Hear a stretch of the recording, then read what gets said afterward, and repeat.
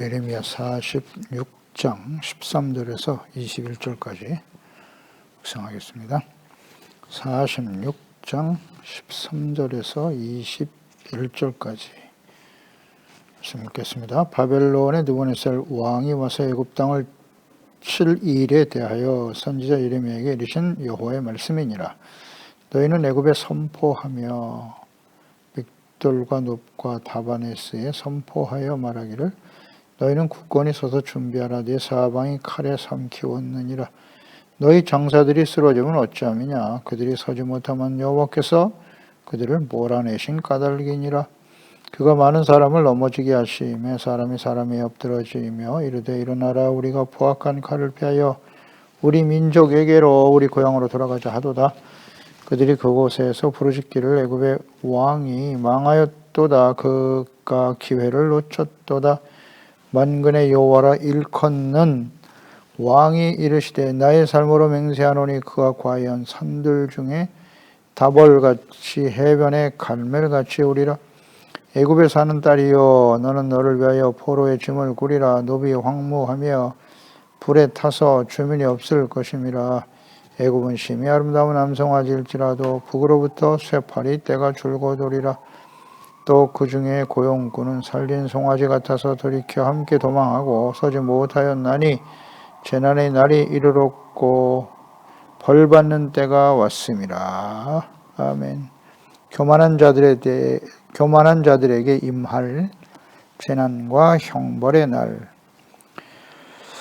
애국 군대가 아무리 강력한 무기와 막강한 군대를 동원하더라도 결코 하나님께서 심판의 도구로 세우신 바벨론을 이길 수 없을 것이며 패망할 것이다. 이 말씀을 전하고 계십니다. 선지를 통해서 증거하셨는데요. 애국 군대는 자신들의 막강한 힘을 자랑스럽게 여겼어요. 누구도 자신들을 대적할 자가 없다라고 생각했습니다. 하나님께서 교만한 자를 대적하시기 때문에 애굽이 막강한 군대를 자랑할지라도 패하고 말 것이다. 지금 애굽에게 임하는 전쟁의 의미, 이것은 하나님께서 교만한 애굽을 바벨론에 의해서 심판하시는 전쟁이다. 그 의미를 전혀 이해하지 못하고 있어요. 안타까운 것은 하나님의 백성들이 교만해서 하나님의 대적이 되어버렸다는 거죠. 교만한 자는 하나님이 대적하시거든요. 그러니까 전쟁은 여호와께 속한 것이다. 이것을 잘 깨달아야 됩니다. 인류 역사 전체 마찬가지예요. 마찬가지입니다. 하나님께 속한 것이다.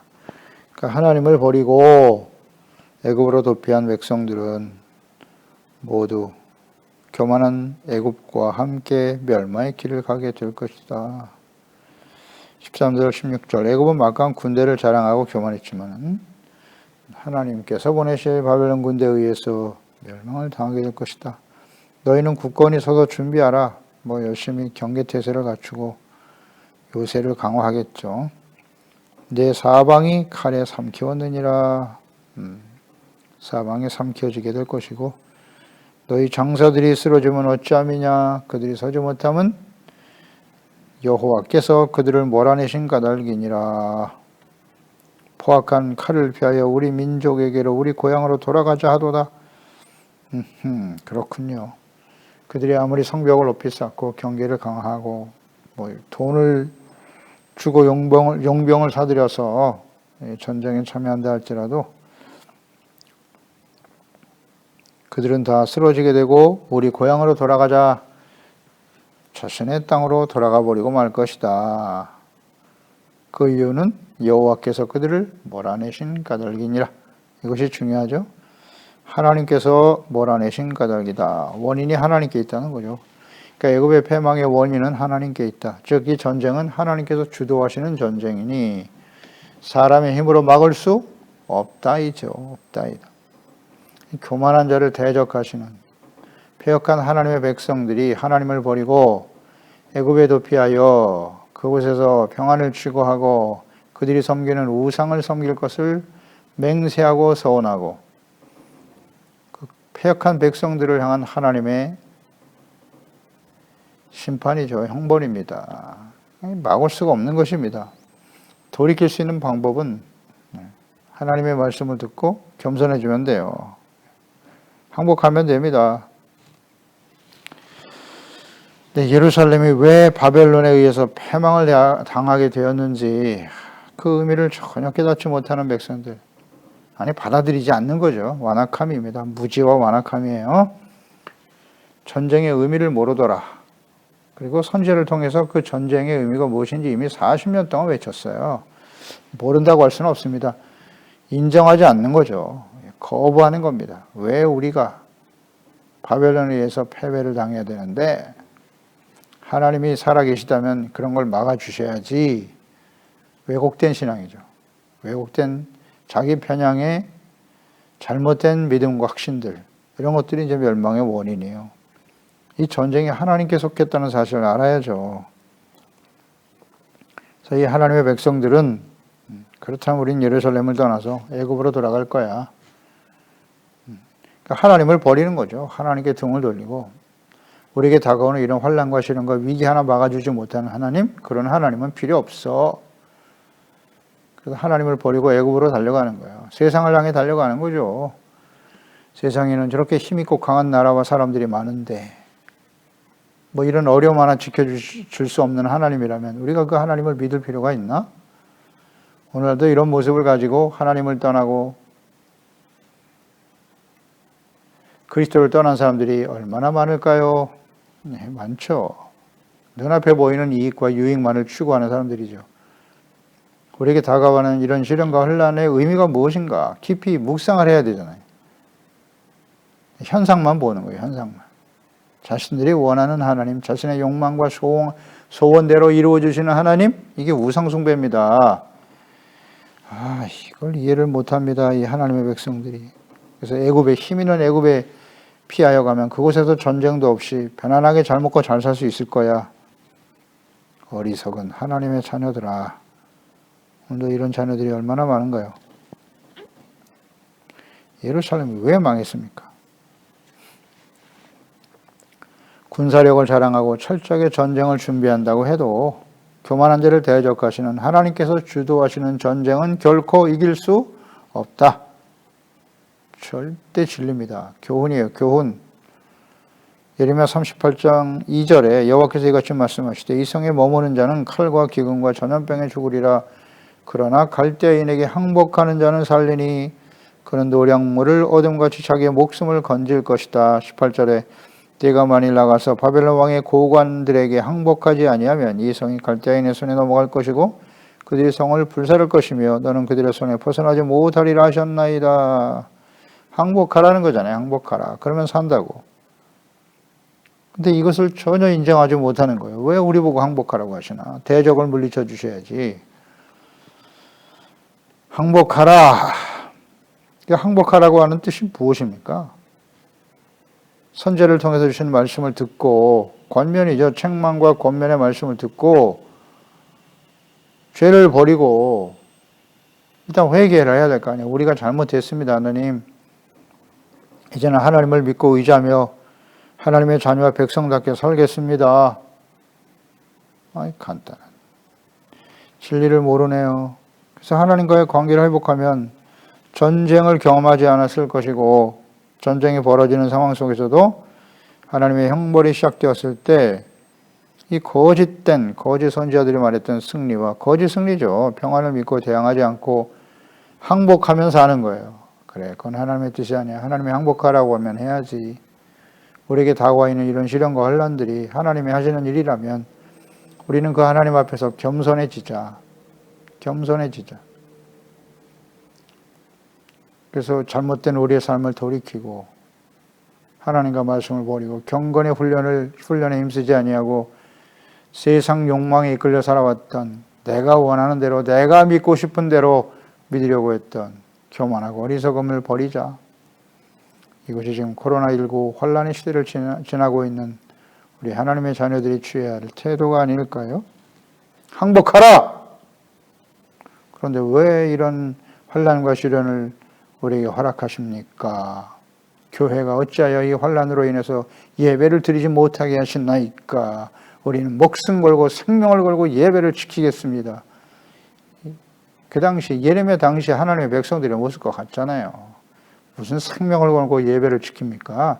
자신의 욕망과 자신의 소원과 뜻을 이루고자 하는 것이지. 이런 환란이 우연히 발생한 것입니까? 인정을 못하잖아요. 인정을 못해. 하나님 앞에 겸손해져야죠. 어리석은 하나님의 백성들. 그러니까 결국 힘 있는 세속적인 힘을 추구하는 거예요. 권력을 추구하고. 그래서 우리를 지켜내자고요? 그거 다 가짜입니다. 예루살렘 백성들처럼 되겠죠. 그들이 믿고 의지하는 것과 함께 그게 교만이거든요. 그 교만은 하나님이 반드시 대적하신다. 결코 이길 수 없다. 인간의 띠를 만들고 힘을 키워서 대적하고 하나님이 하시는 일을 어떻게 이길 수 있습니까? 이걸 전혀 이해를 못해요. 항복하면서 하는 거예요. 겸손해지라는 거죠. 그러니까 항복하는 건 자신의 죄를 인정하고 연단을 받는 거예요. 연단. 우리의 잘못을 버리고 연단을 받아서 하나님의 거룩한 백성으로 회복되는 하나님의 소망을 이루어가는 것이죠. 바벨론이 아닌 하나님께 항복하는 거예요. 사실은 이 바벨론을 보내신 분이 하나님이시잖아요. 환난과 시련을 보내신 분이 하나님이시지 않습니까? 그러니까 하나님께 항복해야죠. 잘못했습니다, 하나님. 앞으로 바르게 하나님 자녀답게 살게요. 뭐 어렵습니까?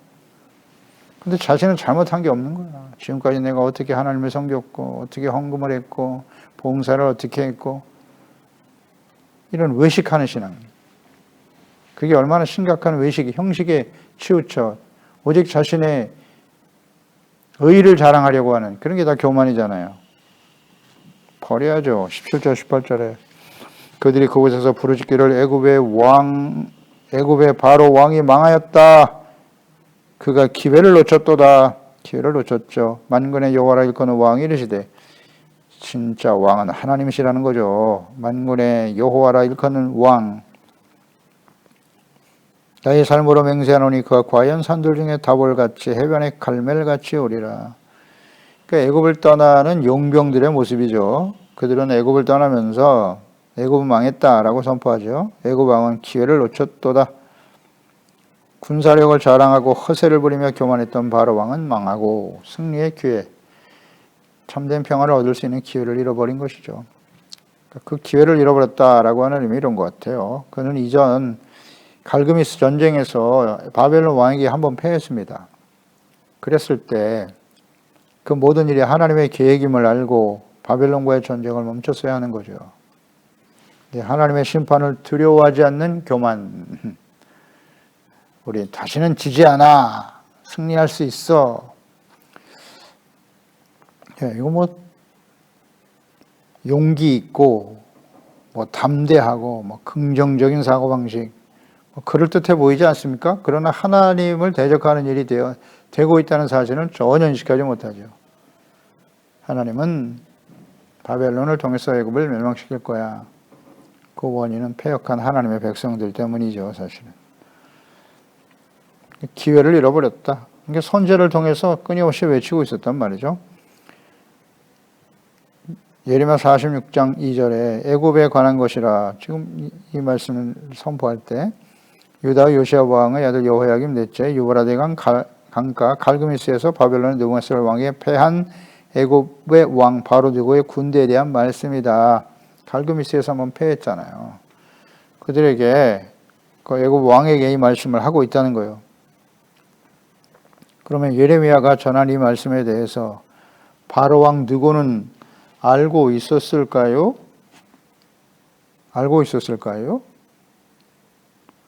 40년간 유다를 향해서 외쳤던 예레미야를 통해서 말씀하셨던 하나님의 말씀에 대해서 그들도 알고 있었다고 봐야죠.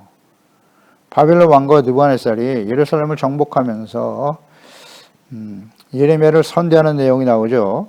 예레미야 39장 11절 12절에 바벨론 느부갓네살 왕이 예레미야에 대하여 사령관 느부사라단에게 명령하여 이르되 그를 데려다가 선대하고 해하지 말며 그가 내게 말하는 대로 행하라. 예레미야 선지자를 통해서 선포됐던 말씀대로 바벨론이 예루살렘을 정복하게 되죠. 40년 동안 예레미야가 자기 백성들을 향하여 바벨론과의 관계 속에서 이뤄질 전쟁에 대해 예언했던 말씀을 느부갓네살 왕이 알았을까요? 몰랐을까요? 당연히 알았죠.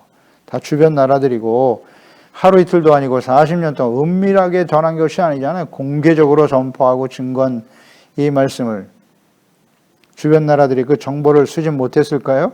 당연히 알고 있었죠. 그러니까 예레미야는 선대한 것입니다. 바벨론에게 항복하라고, 그게 하나님의 뜻이라고 외쳤으니까 선대할 수밖에 없죠. 선대한 이유는 느부갓네살 왕도 알고 있었다. 알고 있었다. 그럼 애굽 왕은 이미 바벨론과 유다 사이에 벌어졌던 이 전쟁에 대한 정보를 알고 있었다고 봐야죠. 뭐 이걸 몰랐다고 하면 무능한 사람이죠. 전쟁이 임하면서 이 모든 상황들을, 거기에 관련된 정보들을 모르고 있었다는 건 말이 안 되죠. 애굽 왕도 알고 있었을 거예요. 예레미야를 통해서. 그 당시에 예레미야가 굉장히 중요한 역할을 했기 때문에 하나님의 뜻에 대해서 그 모든 것이 벌어지는 상황이 이것은 단순히 바벨론이 군사력이 강해서 이긴 게 아니었구나. 하나님의 백성들이 하나님을 버리고 말씀을 버리고 하나님을 대적했기 때문에 일어나는 일이군.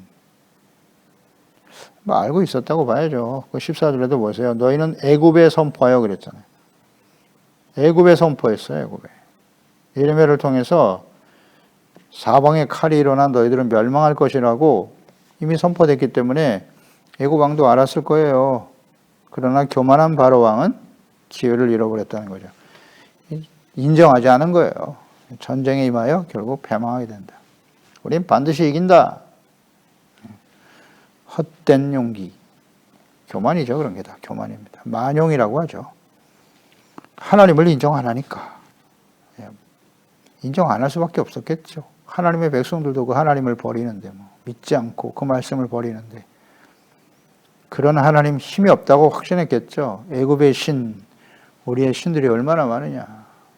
우리는 반드시 이긴다. 이스라엘의 신 여호와보다 애굽의 신들이 훨씬 강하다. 이런 확신을 갖고 있었겠죠. 그래서 결국 전쟁을 하지 않고 화목할 수 있는 기회가 있었는데 그 기회를 놓쳤다. 그래서 멸망의 길을 가는 거예요. 교만, 잘못된 상황 인식과 판단, 하나님을 잘 몰라요. 뜻을 모르고 거부하기 때문에 이런 일들을 경험하게 되는 거예요. 여기서 우리는 하나님의 백성들의 역할을 한번 생각해 보는 겁니다. 기회를 잃어버렸다. 무슨 기회냐? 하나님과 화목하는 기회를 잃어버린 하나님의 백성들을 묵상할 수밖에 없어요. 그들이 믿고 의지하는 애굽 땅까지 결국 패망의 길을 가게 된다는 거죠. 하나님과 화목할 수 있는 기회를 놓쳐버린 남은 유다의 남은 백성들이 애굽으로 들어갔거든요. 그러니까 어떻게 하나님과 화목할 수 있는가? 간단하잖아요. 자신들이 범죄함으로 패역하여 하나님과 화목하지 못한 하나님의 자녀들 때문에 재난과 형벌의 날을 맞이하게 된 애굽. 이와 같이 오늘날도 마찬가지죠. 하나님과 화목하지 못한 그 화목한 기회를 잃어버린 하나님의 자녀들 때문에 모든 사람들이 전쟁과 기근과 전염병으로 나타나는 하나님의 형벌의 날을 맞이하게 된다. 요한계시록 마지막 심판이 임하겠죠. 그 원인이 뭐다? 하나님의 자녀 백성들이 하나님과 화목할 기회를 놓쳐버렸기 때문에 회개하고 돌아와야 되는데 돌이키지 않아요. 그래서 결국 하나님의 진노의 심판, 형벌의 날이 다가오게 되는 거죠. 그래서 여기서는 우리는 하나님의 자녀 백성들의 정체성과 사명의 회복의 중요성을 다시 한번 인식하게 되는 거예요. 하나님의 백성들이 하나님과 화목할 기회를 놓쳐버리니까 교만한 애굽 역시 기회를 잃어버리고 패망의 길을 가더라. 이 부분을 우리는 잘 묵상해야 됩니다.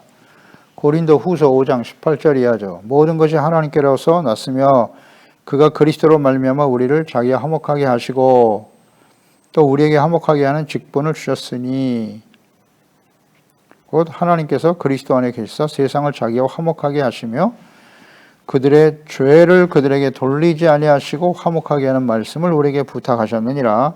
그러므로 우리가 그리스도를 대신하여 사신이 되어 하나님이 우리를 통하여 너희를 권면하시는 것 같이 그리스도를 대신하여 간청하노니 너희는 하나님과 화목하라. 하나님이 죄를 알지도 못하신 이를 우리를 대신하여 죄로 삼으신 것은 우리로 하여금 그 안에서 하나님의 의가 되게 하려 하심이니라. 아멘입니다. 우리를 세상을 자기와 화목하게 하시기 위해서 그들에게 죄를 돌리지 않기 위해서 예수님이 십자가의 화목제물이 되어주셨잖아요. 그래서 죄를 사하여 주심으로써 하나님과 화목하게 하셨다. 근데 이 직책을 우리에게 맡기셨다는 거잖아요. 사신이 되어서 그리스도를 대신하여 간청하노니 너희는 하나님과 화목하라. 화목케 하는 말씀을 우리에게 부탁하셨다. 예수님의 십자가의 복음이 하나님과 죄로 인해서 하나님과 원수되어든 사람들이 죄를 깨닫고 회개하고 용서받아 하나님과 화목할 수 있는 길을 여셨다. 이를 위해서 하나님이 우리를 택하여 부르셨다는 겁니다. 하나님과 화목하게 하시려고 하나님과 화목하라. 이 기회입니다. 기회. 그런데 하나님 유다의 남은 백성들도 기회를 잃어버렸고 애굽 역시 하나님의 말씀을 들었으나 하나님과 화목할 수 있는 기회를 잃어버렸죠. 그래서 결국 멸망의 길을 가는 거예요. 우리가 해야 할 일이 무엇입니까? 그리스도인들의 정체성과 사명이 뭐예요? 하나님과 화목하는 거. 우리가 먼저 하나님과 화목해야죠. 겸손하고 죄를 깨닫고 버리고 용서받고 의롭다함을 얻고 하나님과 화목하게 돼요. 하나님의 자녀 백성들로 살아갈 때 모든 사람들이 하나님의 자녀들을 통해서 자신들의 죄를 깨닫고 교만을 버리고 겸손하여 하나님을 경외함으로 구원이라는 것이 하나님 앞에 죄사함 받고 하나님과 화목하는 게 구원이잖아요. 의롭다함을 얻는 것이죠. 화목은 의예요. 의의 회복에서 오는 거예요. 21절에 또 그 중에 고용꾼은 살린 수송아지 같다. 돌이켜 도망하고 서지 못하였다. 재난의 날이 이르렀고 벌받는 때가 왔음이라 그랬어요. 그러니까 애굽이 당하는 그 패망의 그 성격이 무엇이냐, 성격이 무엇인가에 대해서 잘 말씀해주고 있죠. 그 성격이 재난의 날 벌받는 때라 이렇게 말씀하고 있잖아요. 교만하여 돌이킬 기회를 잃어버린 결과 재난의 날과 형벌의 날을 맞이하게 되었다는 겁니다. 그러니까 화목하게 할 수 있는 기회, 화목하게 하는, 모든 사람들을 화목하게 하는 직책, 이 사명에 충실해야 되는 거예요. 하나님의 자녀 백성들은. 너희는 왕같은 제사장이다고 하셨는데 제사장의 역할이 무엇입니까? 중보자잖아요. 하나님의 백성들의 죄를 가지고 제사를, 온전한 제사를 통해서 하나님께로부터 용서받음으로써 하나님과 화목하게 되는 거예요. 그 화목의 의미를 잘 알아야 됩니다. 어떻게 해야 화목되는 거예요? 죄를 자백하고 씻음받고 용서받아야 돼요. 그러면 화목이 이루어져요. 사람들과의 관계도 그렇지 않아요? 서로 상처를 주고받을 수 있는데 그 관계가 화목되려면 어떻게 해야 돼요? 먼저 자신의 잘못을 인정해야죠. 잘못했다고 진실한 마음으로 회개하고 그러면 상대방은 그것을 용서해주고 그럴 때 화해가 이루어지는 거죠. 뭐 어렵습니까? 화목은 죄에 대한 깨달음과 겸손한 회개죠. 거기서부터 시작이에요. 그것이 없으면 절대 안 돼요. 그러니까 하나님과 화목하라라고 하는 의미를 잘 생각해 보세요. 하나님과 화목하게 한다는 것이 무엇을 의미하는 겁니까? 예배를 많이 드려라. 헌금을 많이 드리고 열심히 예배만 드리면 하나님과 화목해지는 겁니까? 물론 예배의 의미를 알고 드리면 되겠죠. 예배의 본질적인 의미가 무엇입니까? 제사의 의미는 속죄에 있거든. 하나님의 말씀을 듣고 죄를 깨닫고 버리고 겸손해지는 거죠. 인정하고 버려야죠. 그리고 용서받고 의롭다함을 얻을 때 하나님과 화목해지는 거죠. 참된 평화가 찾아오는 거예요. 하나님의 나라는 성령 안에서 의와 평강과 희락이다. 의가 있는 곳에 의가 회복돼야 평안이 찾아오고 기쁨이 찾아오는 거예요. 어렵지 않은데요. 이게 중요한 진리예요. 핵심적인 진리입니다. 우리는 하나님과 화목하고 있습니까? 우린 예수 믿었으니까 죄산 받고 용서받아 하나님의 자녀가 되었잖아. 그게 전부입니까? 죄악이 가득한 이 세상 속에 살아가면서 심각한 영향을 받고 있잖아요. 끊임없이 죄가 우리에게 영향을 주고 있지 않습니까? 그 죄악된 모습, 죄를 어떻게 분별할 수 있어요? 하나님의 말씀을 가까이 해야죠. 말씀을 통해 말씀 빛이니까 말씀의 빛이 우리 가운데 비춰질 때 비로소 우리의 죄악된 모습이 드러나지 않습니까? 하나님의 말씀의 빛을 차단해버리고 끊임없이 죄악 가운데 살면서 나는 죄가 없다? 이게 다 거짓이라고 말씀하잖아요. 요한 1서 2장에. 죄 없다는 자는 거짓말, 하나님을 거짓말하는 자로 만드는 거라고. 스스로 속이지 말라고 하시잖아요. 빛을 차단해버리면 죄를 깨달을 수가 없어요. 하나님의 말씀을 받아들여서 말씀 앞에서, 그게 예배잖아요. 그 말씀 앞에 우리의 죄를 버리고 겸손해지면서 하는 거예요. 용서받고 이롭다면 회복되어질 때 화목과 기쁨이 찾아오는 거죠.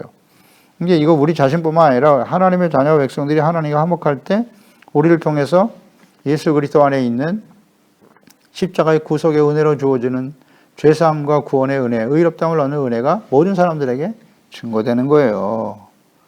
그 역할을 해야 될 하나님의 백성들이 지금 하나님을 버리고 애굽에 도피하여 그곳에서 평안을 얻겠다고 이런 어리석은 사람들이 있나. 하나님을 떠나서 세상의 세속적인 삶을 추구하면서 거기서 평안을 얻으려고 한다? 지금 여기 애굽으로 도망한 하나님의 자녀 백성들과 오늘 이 시대의 교회의 모습, 그리스도인들의 모습이 그와 같지 않나요? 다 같이 멸망당하는 거예요, 그냥.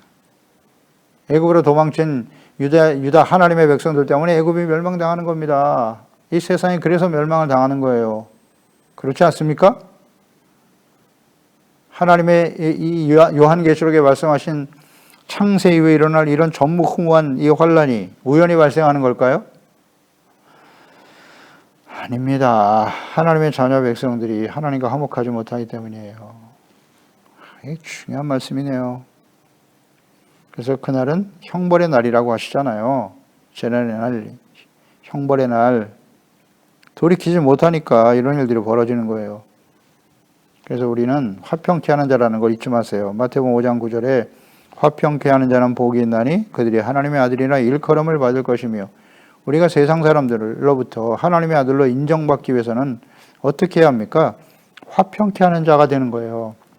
화평, 싸움을 일으키는 자가 아니라 화평케 하는 자. 화평케 하는 자는 어떤 사람입니까? 고린도후서 5장, 아까 우리가 묵상한 말씀이잖아요. 화목케 하는 직책을 우리에게 맡기셨다고. 화목하다는 의미가 뭐라고요? 죄를 깨닫고 버리고 하나님 앞에 용서받는 것이 화목이다. 화평케 하는 자는 바로 그런 거예요. 하나님이 우리를 용서하신 같이 서로를 이해하고 용서하고 십자가에 나타난 하나님의 공의와 사랑을 바르게 전해야죠. 죄를 위해서 죽으신 예수님, 죄를 깨닫고 회개하고 용서받을 때 우리는 화평케 되는 것입니다. 이 역할을 다해야죠. 이게 화평케 하는 사람은 하나님의 아들들의 모습 아닌가요? 근데 그 역할을 다하지 못하니까 하나님의 진노 앞에 서게 되는 거예요. 모든 사람들이. 그래서 하나님께서는 지금 이렇게 환난과 시련을 하나님의 백성들이 허락하고 계시는 거예요. 히브리서 12장 10절 14절 그들은 잠시 자기 뜻대로 우리를 징계하였거니와 오직 하나님은 우리의 유익을 위하여 그의 거룩하심에 참여하게 하시느니라. 무릇 징계가 당신은 즐거워 보이지 아니하고 슬퍼 보이나 후에 그로 말미암아 연단받은 자들은 의와 평강의 열매를 맺는다. 의와 평강의 열매, 이것이 징계를 당하게 하시는 하나님의 뜻이에요. 그러므로 피곤한 손과 연약한 무릎을 일으켜 세우고 너의 발을 위하여 곧은 길을 만들어 저는 다리로 하여금 어그러지지 않고 고침을 받게 하라. 모든 사람과 더불어 화평함과 거룩함을 따르라. 이것이 없이는 주를 보지 못하리라. 아멘. 기도하겠습니다. 하나님 아버지, 오늘도 주의 말씀을 통해서 하나님의 언약의 백성들이 하나님을 버리고 하나님의 말씀을 끊임없이 외치고 증거하셨으나 하나님의 말씀과 뜻에 대한 이해가 없이 거의 완고함이죠. 하나님의 말씀을 거부했어요. 그래서 예루살렘에서 우리를 지켜주지 못한다면 우리는 애굽에 가서 그들이 섬기는 그들의 신을 섬기며 그곳에서 평안한 삶을 추구하겠다고 애굽으로 도피한 하나님의 백성들, 그들이 의지했던 애굽을 하나님이 어떻게 멸망시킬 것인가에 대해 다시 한번 자세히 말씀하십니다. 이 말씀대로 이루어졌죠. 애굽은 교만하여 그 자체로 하나님의 진노의 심판에 떨어지게 되는 것이고 그렇습니다. 하나님의 자녀 백성들이 하나님과 화목할 수 있는 이 소중한 기회를 잃어버리기 때문에 자신들뿐만 아니라 함께하는 모든 사람들을 멸망의 길로 가게 하더라. 이것은 모든 시대에 일어났던, 역사 속에 일어났던 일이고 오늘 이 시대에 하나님의 자녀와 교회, 그리스도인들에게 일어나는 일이 아니겠습니까? 하나님과 화목하게 하는 일은 무엇입니까? 겸손하여 자신들의 죄를 깨닫고 돌이키게 하는 것이죠. 하나님이 우리에게 징계의 날, 형벌의 날을 만나게 하시는 의미가 무엇인가요? 목적은 어디에 있는가요? 하나님이 우리를 연단하셔서 의와 평강의 열매를 맺게 하시는 거고, 하나님과 화목할 때 모든 사람들을 그리스도 예수 안에서 주시는 구속의 은혜로 의롭다함을 얻는 화평과 화목을 이루어가는 사람들이 되어서 이 마지막 때에 화평함과 거룩함이 없이는 주를 보지 못한다고 했는데요. 이것을 그리스도 안에서 온전히 이루어가는 우리 모든 지체 가족들, 자녀들이 되게 하여 주시옵소서. 예수님의 이름으로 기도드립나이다. 아멘.